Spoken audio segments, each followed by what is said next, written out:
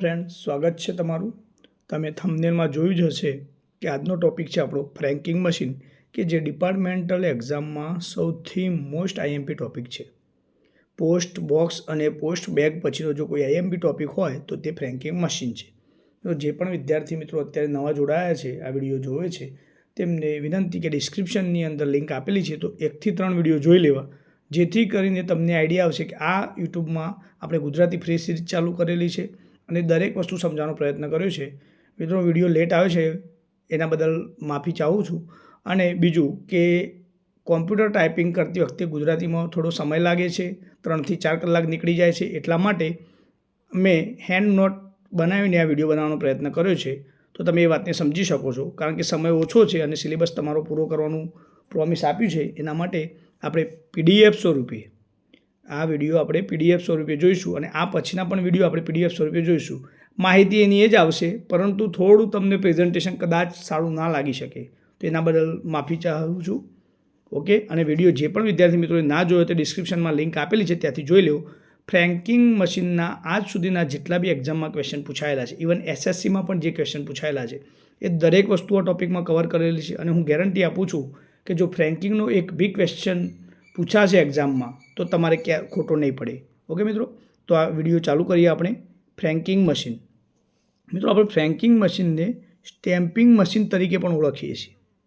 Question પૂછાઈ ગયેલો છે કે franking machine is known as, નીચે ઓપ્શન આપેલા છે, સ્ટેમ્પિંગ મશીન, બીજા પણ ઓપ્શન આપેલા હશે. તો તમારે યાદ રાખવાનું કે ફ્રેન્કિંગ મશીન એક પ્રકારનું સ્ટેમ્પિંગ મશીન જ છે. ઓકે. હવે મોસ્ટ આપણે આ વિડીયોની અંદર શોર્ટ વસ્તુ સમજવાનો પ્રયત્ન કર્યો છે. થિયરી ઇંગ્લિશમાં આપેલી છે પીઓ ગાઈડ 1માં, એમાં બહુ બધું લેન્ધી આપેલું છે. આપણે એનું ગુજરાતી ટ્રાન્સલેટ કર્યું છે અને ધ્યાન એ રાખ્યું છે કે ગુજરાતી ટ્રાન્સલેટમાં કોઈ ક્વેરી ના રહે. છતાં પણ જો કોઈ પણ ક્વેરી હોય તો મિત્રો કમેન્ટ બોક્સમાં જણાવજો, આપણે એનું સોલ્યુશન કરીશું. મિત્રો, એવો ક્વેશ્ચન પૂછાય કે ફ્રેન્કિંગ મશીનના કેટલા પ્રકાર? આ દરેક ક્વેશ્ચન પૂછાયેલા છે એ જ કવર કરેલા છે. તો 2 પ્રકાર છે, RMFM અને બીજું EFM. RMFM મિત્રો એટલે રિમોટલી મેનેજ્ડ ફ્રેન્કિંગ મશીન, એટલે રિમોટલી મેનેજ્ડ ફ્રેન્કિંગ મશીન. આ વસ્તુ એટલે કે આ ફ્રેન્કિંગ મશીન 2010માં લોન્ચ થઈ હતી, આઈ થિંક ઓગસ્ટ મહિનાની અંદર. ઓકે, 16 ઓગસ્ટ કેવી કંઈ તારીખ હશે ત્યારે ડિપાર્ટમેન્ટે લોન્ચ કર્યું હતું. પરંતુ મિત્રો હજુ સુધી પણ EFM છે એ મશીન ચલણમાં છે. એટલે ક્વેશ્ચન જે પૂછાય છે, જો ફ્રેન્કિંગના રિલેટેડ પૂછાય તો તમારે ધ્યાન રાખવાનું કે જનરલ જે જવાબ આવતા હોય તે લખવાના, અને સ્પેસિફાઈડ RMFM કે EFM પૂછે તો એના રિલેટેડ તમારે વસ્તુ ધ્યાન રાખવી પડશે. પણ એવું પૂછાય કે નવું લોન્ચિંગ કયું છે અત્યારનું, તો RMFM, કે જેને ડિપાર્ટમેન્ટે DG ફ્રેન્ક પ્લસ નામ આપ્યું હતું, એ આપણે આગળ નેક્સ્ટ જોઈએ છીએ. ઓકે મિત્રો, તો બંનેના ફૂલ ફોર્મ યાદ રાખીશું, remotely manage the franking machine અને EFMનું ઇલેક્ટ્રોનિક ફ્રેન્કિંગ મશીન. બરાબર, આ જૂનું છે અને પેલું નવું છે. પ્રકાર ખ્યાલ આવી ગયા મિત્રો કે ફ્રેન્કિંગ મશીનના 2 પ્રકાર છે. હવે લાયસન્સ કેટલા? તો 3 પ્રકારના લાયસન્સ છે, ડિપાર્ટમેન્ટલ, ઇન્ડિવિજ્યુઅલ અને કોમર્શિયલ. એટલે કે આ વિભાગીય, જે ખાતાકીય કહીએ આપણે. ઇન્ડિવિજ્યુઅલ એટલે પર્સનલ, કોઈ વ્યક્તિ લે છે, કોઈ લાયસન્સ લઈને ચલાવે છે પોતાનું ફર્મ. કોમર્શિયલ વ્યવસાયિક, કોઈ ધંધાના સ્વરૂપે લે છે. તો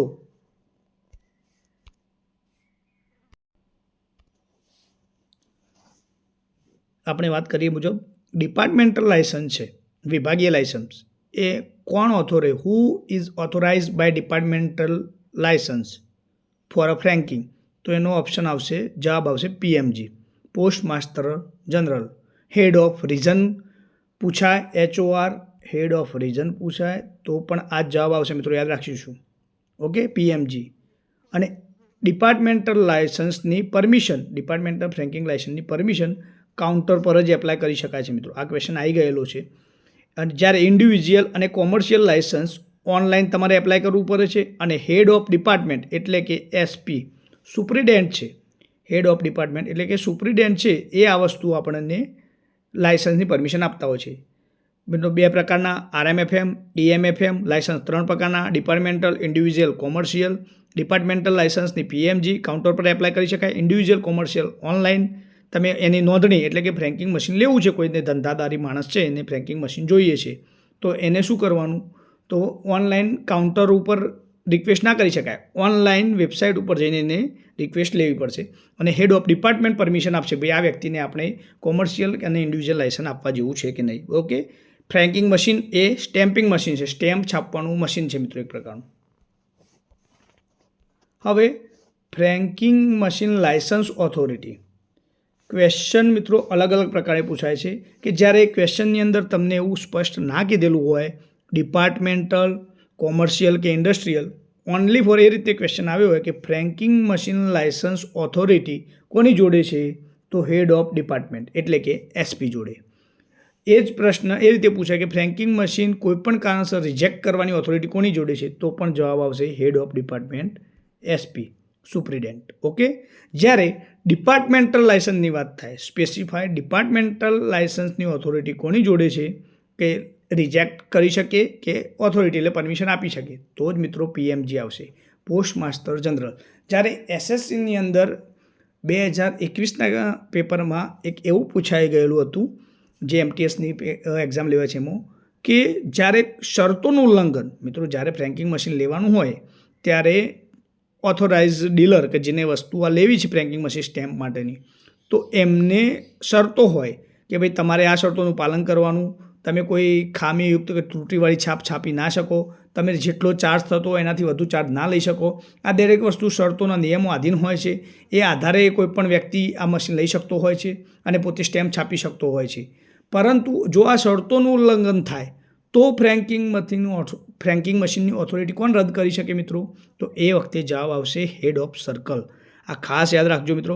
franking machine license authority rejection એટલું ક્વેશ્ચન પૂછાય તો હેડ ઓફ ડિપાર્ટમેન્ટ, જ્યારે ડિપાર્ટમેન્ટલ શબ્દ આવે તો પીએમજી, પરંતુ શરતોનું ઉલ્લંઘન થતું હોય ત્યારે રિજેક્ટ કરવાની પરમિશન તો હેડ ઓફ સર્કલ. ઓકે મિત્રો, ખાસ યાદ રાખીશું. અને હેડ ઓફ સર્કલ કોણ હોય છે મિત્રો, CPMG. Okay, chief post master general. આ 3 ક્વેશ્ચન પૂછાય છે કે જે લાયસન્સ ઓથોરિટીના રિલેટેડ હોય છે. આપણે દરેક વસ્તુ સ્ટેટિક્સ જ ભણવાનો પ્રયત્ન કરીશું. હું બહુ તમને શું કહેવાય ચક્રવ્યૂહમાં નહીં ફસાવું, સિમ્પલ વસ્તુ યાદ રાખીશું. ઓકે મિત્રો, અને જોડે જો તમને યાદ રહી જશે કે ફ્રેન્કિંગ મશીનના પ્રકાર કેટલા જોયા આપણે, આરએમએફ, ઈએમએફએમ. ઓકે, પછી નીચે જોયું લાયસન્સ 3 પ્રકારના, ઇન્ડિવિજ્યુઅલ, કોમર્શિયલ. લાયસન્સની ઓથોરિટી પીએમજી જે છે એ ડિપાર્ટમેન્ટલ તો પીએમજી પરમિશન આપે, જ્યારે SP head of departmental, individual, commercial. ત્યારબાદ ફ્રેન્કિંગ મશીન લાયસન્સ ઓથોરિટી તો હેડ ઓફ ડિપાર્ટમેન્ટ ક્વેશ્ચન પૂછાય, ડિપાર્ટમેન્ટલ પૂછાય તો પીએમજી. હવે આપણે જોઈએ આગળ કે પીએમજી. હવે ઈએમએફએમ. ઈએફએમ એટલે ઇલેક્ટ્રોનિક ફ્રેન્કિંગ મશીન. એમાં મિત્રો 2 પ્રકારની ડાય હોય છે, એક વેલ્યુ ડાય અને બીજી લાયસન્સ ડાય. આ ક્વેશ્ચન કેટલી વાર પૂછાઈ ગયો છે, યાદ રાખજો. આરએમએફએમમાં ડાય નથી હોતી. આ ક્વેશ્ચન પૂછાઈ ગયેલો છે કે following option which was the correct, RMFM have 2 dies, તો એ ઓપ્શન ફોલ્સ થશે મિત્રો. ઈએફએમમાં જ 2 ડાય આપેલી છે, વેલ્યુ ડાય અને લાયસન્સ ડાય. અને ઈએફએમમાં જે ફ્રેન્કિંગ કરવાનું હોય છે તો એ કયા કલરે થાય છે, તો રેડ કલરે થાય છે. ઓકે, લાલ અક્ષરે. એક કરતો વધુ છાપ છાપી શકાય. કોની? વેલ્યુ ડાયની. Value die impression on the article mark on the 1 or more impression, એટલે કે એક કરતાં વધુ છાપ છાપી શકાય, જ્યારે લાયસન્સ ડાયની એક જ છાપ જોવા મળશે. આ ક્વેશ્ચન પૂછાયેલું છે એટલે યાદ રાખીશું. ઈએફએમમાં વેલ્યુ ડાય, લાયસન્સ ડાય હોય છે, રેડ કલરની છાપ હોય છે અને એક કરતાં વધુ છાપ છાપી શકાય વેલ્યુ ડાયની, જ્યારે લાયસન્સ ડાયની એક જ છાપ જોવા મળશે. જ્યારે આરએમએફએમ, જેને ડીજી ફ્રેન્ક પ્લસ જે ડિપાર્ટમેન્ટલે નામ આપ્યું, ઇન્જેક્ટ પ્રિન્ટિંગ ટેકનોલોજીનો ઉપયોગ થાય છે. મિત્રો આ બંને મશીનની વેલિડિટી એટલે કોઈ પણ માની લો કે કોઈ પોસ્ટ ઓફિસ છે કે જે પોસ્ટ ઓફિસ નક્કી કરવામાં આવી છે કે આ પોસ્ટ ઓફિસમાં તમે જઈને ફ્રેન્કિંગ કરાવી શકો છો, તો એ પ્લસ ઇન્ડિવિજ્યુઅલ ડિપાર્ટમેન્ટલ જે પણ વ્યક્તિ પોતે લાયસન્સ લે છે ફ્રેન્કિંગ મશીન ચલાવવાનું, તો એની વેલિડિટી યાદ રાખીશું 5 વર્ષ અને 375 રૂપિયા છે. ઓકે, અને જો એક્સપાયરી ડેટ થઈ જાય તો 100 રૂપિયા એક્સ્ટ્રા આપવા પડે છે. એટલે ટોટલ કેટલા પૈસા થાય એક્સપાયરીના કેસમાં? 475 રૂપિયા. એ આગળ જોઈએ. પણ આરએમએફએમમાં 2 મીટર હોય છે, એક એસેન્ડિંગ અને ડિસેન્ડિંગ મીટર હોય છે. ઈએફએમમાં ડાય હોય છે, જ્યારે આરએમએફ જે ન્યૂ લોન્ચ છે એમાં મીટર હોય છે. મિત્રો ડાયરેક્ટ ક્વેશ્ચન એ રીતે પૂછાય તમને કે ફ્રેન્કિંગ મશીનની અંદર 2 ડાય હોય છે તો કરેક્ટ આવશે. પરંતુ એ રીતે પૂછાય કે આરએમએફએમની અંદર 2 ડાય હોય છે તો વિકલ્પ ખોટો આવશે. આ યાદ રાખીશું. કોઈ પણ ઉલ્લેખ ના હોય EMFM RMFM તો આપણે વેલ્યુ ડાય લાઇસન્સ ડાયનો કરેક્ટ કરીશું. ઓકે, હવે RMFMની અંદર મિત્રો બ્લુ કલરનો ઉપયોગ થાય છે, ખાસ યાદ રાખીશું. EFMમાં રેડ કલર, RMFMમાં બ્લુ કલર. ઓકે, હવે આગળ જોયું તેમ કે વેલિડિટી 5 વર્ષ 375, ₹100 એક્સપાયરના કેસમાં અલગથી થાય છે. એટલે કેટલો ચાર્જ લાગે એનો? ₹475.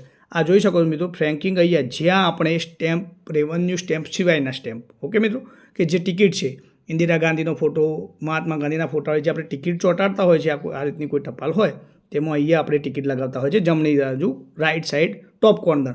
તો એ પણ ક્વેશ્ચન પૂછાય કે ફ્રેન્ક આર્ટિકલમાં ફ્રેન્કિંગ ક્યાં કરવામાં આવે છે? તો રાઇટ સાઈડ કોર્નર ઉપર જે તમે થંબનેલમાં પિક જોયો એ પ્રકારનું મશીન હોય છે, એ અહીંયા એની વેલ્યુ કે માની લો ₹50 આ રજિસ્ટર છે, તો ₹50 પ્લસ કયું ઓથોરાઇઝે કર્યું છે એ દરેક વસ્તુ આ નાનકના ટોપ સાઈડ ખૂણા ઉપર એ ફર્મ ઓથોરાઇઝની બધી જ માહિતી આટલા ચોરસ બોક્સમાં આવી જતી હોય છે.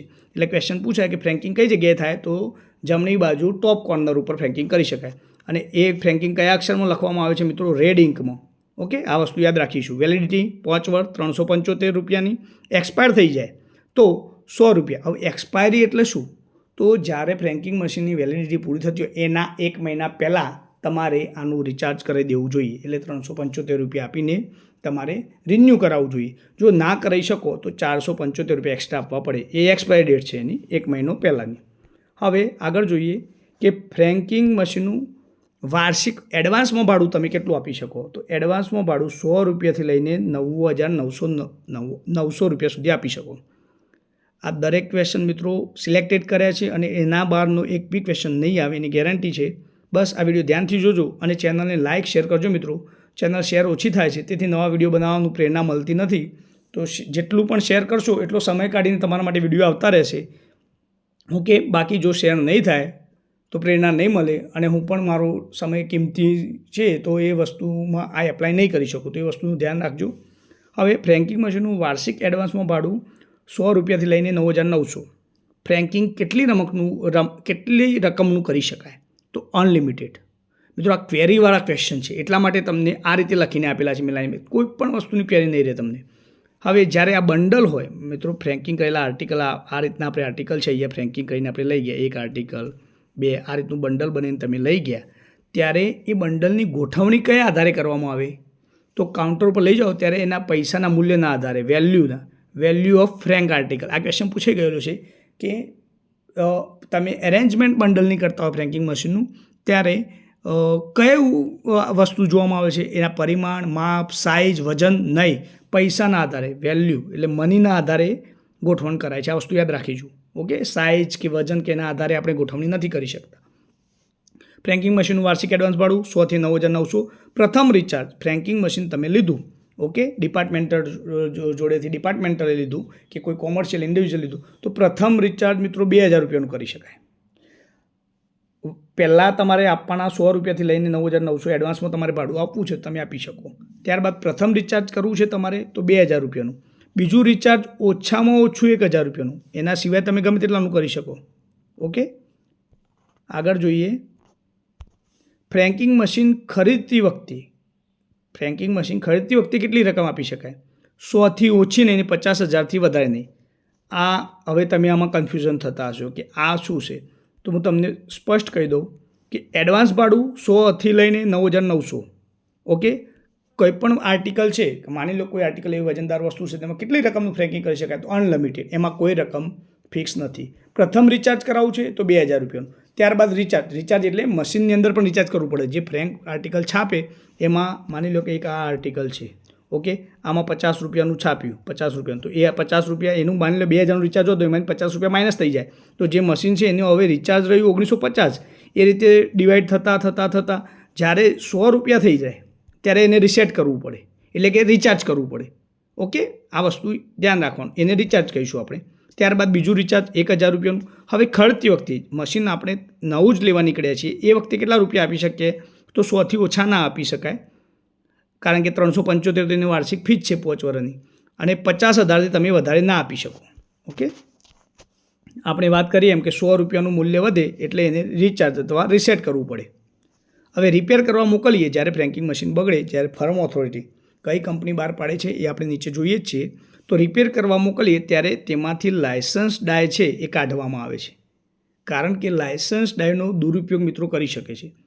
કોઈ અનઓથોરાઇઝ આર્ટિકલ હોય કે જે પ્રોહિબિશન છે, આપણે સરકારી ટપાલ વિધેયક જોયું એમાં બે આર્ટિકલ હતા કે અમુક આર્ટિકલ તમે ના મોકલી શકો.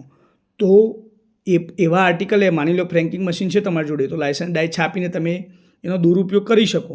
એટલા માટે રિપેર કરવા મોકલ્યો ત્યારે લાયસન્સ ડાય જેની જો ફ્રેન્કિંગ મશીન હોય પોતે કાઢી લે છે, જેથી મિસયુઝ ના થાય. ઓકે, હવે કાઉન્ટર ઉપર લઈને જાઓ. ફ્રેન્ક કરેલું આર્ટિકલ આપણે લઈને ગયા, માની લો કે આ પત્ર છે એના ઉપર ફ્રેન્કિંગ થયું. ફ્રેન્કિંગ એટલે એક પ્રકારની ટિકિટ જ છે મિત્રો, એમ સમજી લો તમે કે આપણે કોઈ રજિસ્ટર કરવું છે તો એના ઉપર ટિકિટ જોઈએ. તો એ તમે ફ્રેન્કિંગ કહીને આપો, ત્યાં કશું ટિકિટ બિકિટ કંઈ જુઓ નહીં, સીધું તમે કાઉન્ટર ઉપર આ વિન્ડો હોય ત્યાં આપી દો એટલે એક્સેપ્ટ થઈ જાય આ વસ્તુની. આગળ જ્યાં મોકલવાનું છે ત્યાં ડિસ્પેચ થઈ જતું હોય છે. ઓકે, એ જ વસ્તુ છે આમાં. હવે એ વખતે શું લઈ જવું પડે? માની લો કે આ તમારું આર્ટિકલ છે, આ લઈને તમે વિન્ડો સુધી ગયા, તો શું લઈ જવું પડે તમારે આપવા માટે? તો એક વિન્ડો ટિકિટ કે ભાઈ આ હું ફ્રેન્કિંગ આર્ટિકલ લાવ્યો છું, બરાબર, એ તમારે એક્સેપ્ટ કરવું પડશે. તો એક વિન્ડો ટિકિટ અને SOM. SOM મિત્રો એક પ્રકારની પોલિસી જ છે. SOM લઈ જઈશું આપણે. એક એ સ્ટેટમેન્ટ ઓફ મેલિંગ, એનું ફૂલ ફોર્મ પૂછાઈ ગયેલું છે. 2 કોપી લઈ જશે SOMની, એટલે એક કાઉન્ટર ઉપર આવશે ને એક રિટર્ન લેશે જે પાર્ટી હશે તે. 2 વસ્તુ ફ્રેન્ક કરવા માટે જરૂરી છે, એક વિન્ડો ટિકિટ અને SOM. આ ક્વેશ્ચન પૂછાઈ ગયેલો છે. ઓકે, ત્યારબાદ 5000 રૂપિયાની તમે વસ્તુ, આ બંડલ તમે બનાવ્યું છે, એમાં કોઈ આર્ટિકલ 5000 રૂપિયા ઉપર તમે કોઈ વસ્તુ અનલિમિટેડનું આપણે કરી શકીએ. તો 5000 રૂપિયા ઉપરની વસ્તુ પર તમને 3% રિબેટ મળવાપાત્ર છે. એટલે તમારે જે ફ્રેન્કિંગની કિંમત હોય, માની લો 150 રૂપિયા હોય 5000 ઉપરની વસ્તુ ઉપર, 5000ની ઉપરની 150 રૂપિયા થતા હોય તો એના 3% તમને રિબેટ મળે. ઓકે, ત્યારબાદ છાપમાં કોઈ ભૂલ હોય, એટલે કે મિત્રો આ વસ્તુ એવું કહેવા માગે છે કે તમે ફ્રેન્કિંગની છાપ્યું, આ રીતે છાપીને એ આ ફ્રેન્કિંગ મશીનમાંથી બહાર આવી ગયું. તો અહીંયા કોઈ ભૂલ થઈ ગઈ, માની લો 50 રૂપિયા જ વસ્તુની કિંમત લેવાની હતી, એની જગ્યાએ 55 રૂપિયા લખાઈ ગયા. ઓકે, મશીનમાં, કારણ કે આગળ કોઈનું આર્ટિકલ તમે 55 રૂપિયાવાળું બુક કર્યું હોય અને એ જ વસ્તુ આમાં છાપ થઈ ગઈ તો એ ત્રુટિ કહેવાય, ભૂલથી છાપ થઈ ગઈ. તો હવે એનું સુધારવા માટે શું કરવાનું? તો એને કાઉન્ટર ઉપર રજૂ કરવાનું. કેટલામાં? 3 મહિનાની અંદર રજૂ કરવાનું એ આર્ટિકલ. કઈ જગ્યાએ? ડિપાર્ટમેન્ટના કાઉન્ટ ઉપર. તો તમને 5% કાપી નાખશે. માની લો કે આ આર્ટિકલના તમે 500 રૂપિયા ખર્ચે તો 5% એટલે 25 રૂપિયા કાપી નાખશે અને તમને 95% એટલે કે 475 રૂપિયા રિફંડ આપશે. SSCની અંદર ક્વેશ્ચન એ રીતે પૂછાઈ ગયેલો છે કે રિફંડ કેટલું મળે છે. મિત્રો આજ સુધી આપણે એક વસ્તુ 3 મહિનામાં રજૂ કરે 5% મળે, 5% કાપે છે, રિફંડ 95% મળવાપાત્ર છે. આ વસ્તુ યાદ રાખીશું. ઓકે, ત્યારબાદ આપણે આગળ વાત કરીએ કે 2 કંપની જે મોસ્ટલી ક્વેશ્ચન પૂછાય છે, એક પિટની બોસ અને ન્યૂ પોસ્ટ. કે પિટની બોસ શબ્દ છે એ કોના રિલેટેડ છે મિત્રો?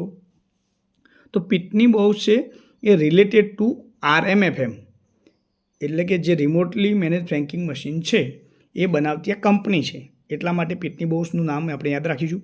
એક બીજી new post India private limited છે, એ પણ ફ્રેન્કિંગ વસ્તુ બનાવે છે, એટલે ફ્રેન્કિંગ મશીન બનાવે છે.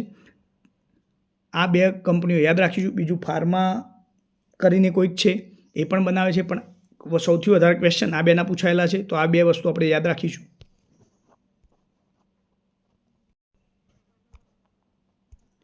ત્યારબાદ કે પોસ્ટ બોક્સમાં ફ્રેન્કિંગ કરેલી વસ્તુ નાખવામાં આવે ત્યારે તે અનપેડ ગણાવશે. કે જ્યારે પોસ્ટ બોક્સ છે, લેટર બોક્સની અંદર તમે વસ્તુ ફ્રેન્કિંગ કરેલું આર્ટિકલ નાખો છો, ફ્રેન્કિંગ કરેલું આર્ટિકલ હંમેશા કાઉન્ટર ઉપર આપવાનું. ઓકે, કાઉન્ટર ઉપર લઈ જતી વખતે વિન્ડો ટિકિટ અને SOM લઈ જવાનું, SOMની 2 કોપી લઈ જવાની. પરંતુ માની લો કે આપણે નવા છીએ ને આપણે ખબર નથી, ફ્રેન્કિંગ કરી આવ્યા તમે, જે લોકો ફ્રેન્કિંગ કરે છે એમની જોડે જઈને તમે ફ્રેન્કિંગ કરી આવ્યા કે ભાઈ મારે 50 રૂપિયાનું આર્ટિકલ ફ્રેન્કિંગ કર્યું, એનો જે ચાર્જ થતો હોય ફ્રેન્કિંગ કરીને તમે લઈને આવ્યા અને લેટર બોક્સમાં નાખી દીધું, તો તે અનપેડ ગણાશે, ટ્રીટેડ એઝ અ અનપેડ. જ્યારે કાઉન્ટર ઉપર આપશો અને માની લો કે આગલા દિવસની કોઈ છાપવાળું તમે વસ્તુ લઈને જો છો તો એ સ્વીકારવામાં જ નહીં આવશે, should be not accepted. Okay, આ 2 ક્વેશ્ચન યાદ રાખીશું. પોસ્ટ બોક્સમાં નાખો છો તો treated as a unpaid, counter ઉપર લઈ જાઓ છો અને આગલા દિવસની તારીખવાળી છાપ છે જે ફ્રેન્કિંગ કરેલું છે, આ ફ્રેન્કિંગમાં જઈએ અમે કીધું એમ કે ફ્રેન્કિંગ કરવામાં આવે રેડ અક્ષરે, તો એમાં આગલા દિવસની તારીખ હશે, તો આગલા દિવસની વેલ્યુ ડાયની છાપ હશે મિત્રો, તો એક્સેપ્ટ નહીં કરવામાં આવે. પરંતુ તમારે આપવું હોય તો આજના દિવસની લાયસન્સ ડાયની છાપ મારવી પડશે, તો એ વસ્તુ એક્સેપ્ટ કરી શકશે કાઉન્ટર ઉપર. પરંતુ લાયસન્સ ડાયની છાપ એ પાછલા દિવસની હોય અને વેલ્યુ ડાયની છાપ પાછલા દિવસની હશે તો તે accept should be not accepted. જવાબ આ રીતે આપવાનો. ઓકે, પૂછાય તો એક્ઝામમાં. ત્યારબાદ એસપી એટલે કે હેડ ઓફ ડિવિઝન એ નક્કી કરશે કે કઈ 2 પોસ્ટ ઓફિસમાં આ ફ્રેન્ક આર્ટિકલ મોકલી શકાય. એટલે કે પોસ્ટ ઓફિસ માની લો કે ડિવિઝન છે, મહેસાણા ડિવિઝન છે, બરોડા ડિવિઝન છે, તો આ ડિવિઝનની અંદર વિભાગીય લાયસન્સ આપવામાં આવે છે જે પીએમજી દ્વારા આપવામાં આવે છે ડિપાર્ટમેન્ટલ. પરંતુ એસપી નક્કી કરશે હેડ ઓફ ડિવિઝન કે કઈ 2 પોસ્ટ ઓફિસમાં આ આર્ટિકલ તમે ફ્રેન્ક કરાવી શકશો, મોકલી શકશો. ફ્રેન્ક તો માની લો તમે બહારથી કરી શકે પણ મોકલવા માટે તો એ એસપી નક્કી કરશે હેડ ઓફ ડિવિઝન. ત્યારબાદ ફ્રેન્કિંગ મશીનની ખરીદી તો ડીજી નક્કી કરશે કે કઈ કંપની જોડેથી તમારે વસ્તુ નક્કી લેવું તે મશીન કઈ કંપની જોડે લેવું તે ડીજી નક્કી કરશે. આ 2 ક્વેશ્ચન યાદ રાખીશું. મિત્રો, આઈ હોપ કે તમને વિડીયોમાં મજા આવી હશે. છતાં પણ કોઈ ખામી રહી ગઈ હોય અથવા મારા ધ્યાન બારું કંઈ આવ્યું હોય તો તમે એ વસ્તુ ધ્યાન દોરશો અને કમેન્ટ બોક્સની અંદર જણાવજો, જેથી કરીને આપણે નેક્સ્ટ વિડીયોમાં એ ભૂલને આપણે સુધારી લઈશું. અને જો આવા જ વિડીયો તમારે જોવા હોય, વિડીયો ગમતા હોય તો ચેનલને શેર કરજો, લાઇક કરજો. અને મિત્રો, હવે પ્રેઝન્ટેશન સ્વરૂપે એટલે પીપીટી સ્વરૂપે જે પ્રેઝન્ટેશન લેપટોપમાં ગુજરાતી ટાઈપિંગમાં સમય લાગતો હોય અને હાલ સમય પણ ઓછો હોય ને તમારી પરીક્ષા નજીકના સમયમાં આવવાની હોય, હવે તો વેકન્સી પણ બહાર આવી ગઈ છે, એટલા માટે કે નજીકના સમયમાં તમારો સિલેબસ પૂરો કરવા માટે હું આ રીતે પીડીએફ મોકલું છું. જો તમને હજુ પણ કોઈ ક્વેરી હોય તો નીચે કમેન્ટ બોક્સમાં જણાવજો. વિડીયો ગમે તો ચેનલને લાઇક કરજો, શેર કરજો, સબસ્ક્રાઈબ કરજો. Thank you for watching this video. આભાર.